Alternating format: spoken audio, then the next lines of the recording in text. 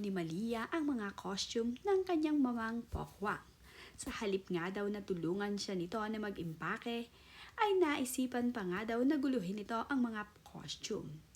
Nagustuhan namang isuot ni Malia ang isa sa mga costume ni Pokwang na kulay gold na ito. Ito nga ay kanyang isinuot at ito ay kumanta at nagsasayaw. Full energy naman nga itong si Malia habang ito ay kumakanta at sumasayaw.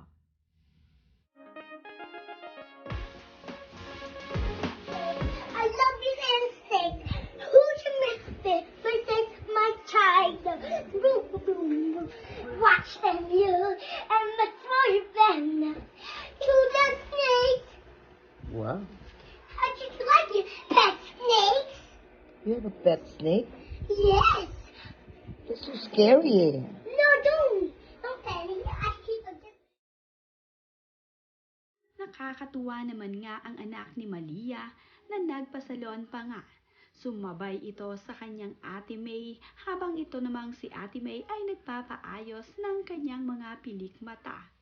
Nakakatuwa nga ang kakikayan ng anak ni Pokwang.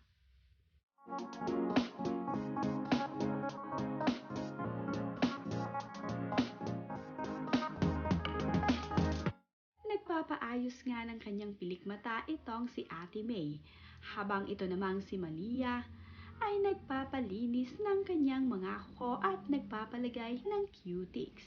Nakakatuwa nga ang mga anak ni Pokwang na mayroon ngang kanya-kanyang gustong gawin sa kanilang sarili.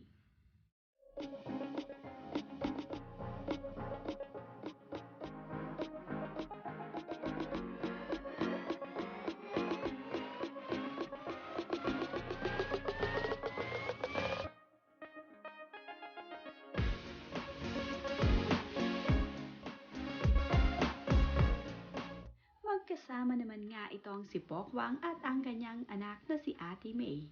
Habang sila nga ay nagbabiyahe, ay kumakanta naman nga itong si Pokwang at itong si Ate May. Nabanggit nga din ni Pokwang na magaganda nga daw ang kanyang mga anak at yun naman nga daw talaga ang totoo. Hindi baleng hindi nga daw siya maganda pero ang totoo nga daw ay ang gaganda nga daw ng kanyang mga anak.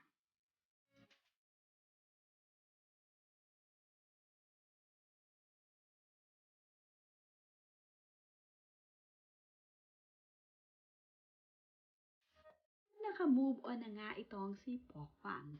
Napakaswerte din naman at napaka-bless ni Pokwang dahil marami nga siyang mga project ngayon. Kaya naman, ito ang kanyang inaasikaso bukod sa kanyang dalawang anak. Nagtatrabaho nga ito para sa kanyang mga anak na lamang at para sa kanya.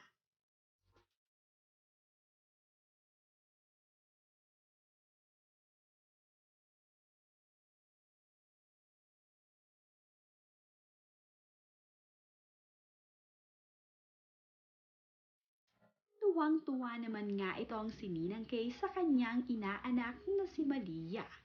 Aliw na aliw kasi itong si Ninang Kay niya sa inaanak na si Malia sa mga sinasabi nito. Medyo may kaardihan kasi minsan ang pananalita ng kanyang inaanak na si Malia. Gustong-gusto naman ngang gagayahin ni Kay Brosas ang kanyang inaanak na si Malia kapag ito ay ganitong magsalita at umate.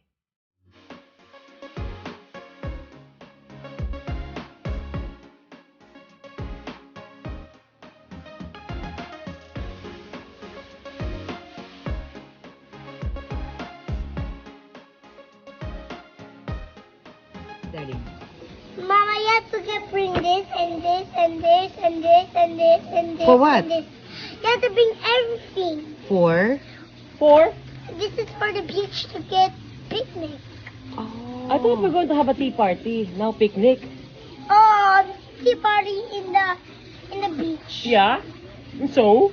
And then we go bring this one. Where's the food? We only have banana.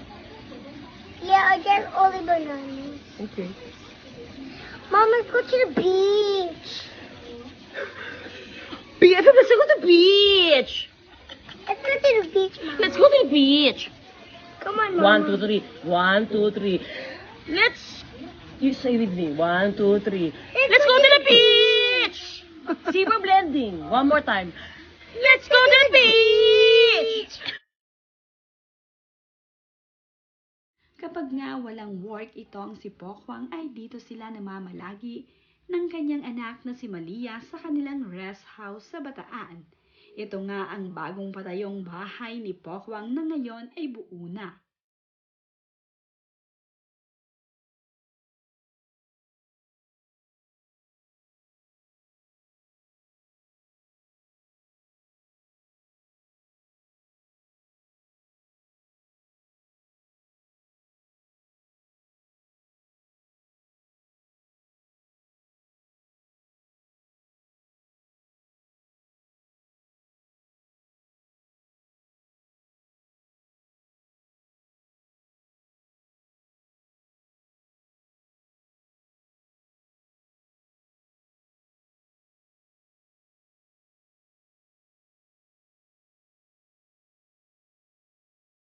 Dito sa kanilang rest house sa Kamayakos sa Bataan.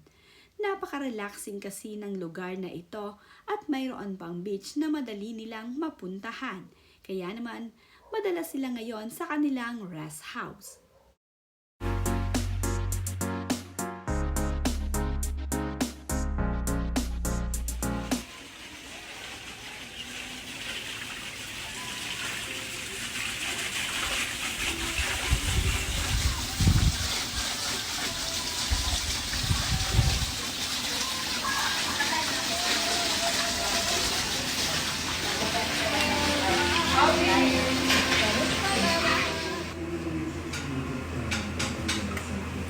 Sili!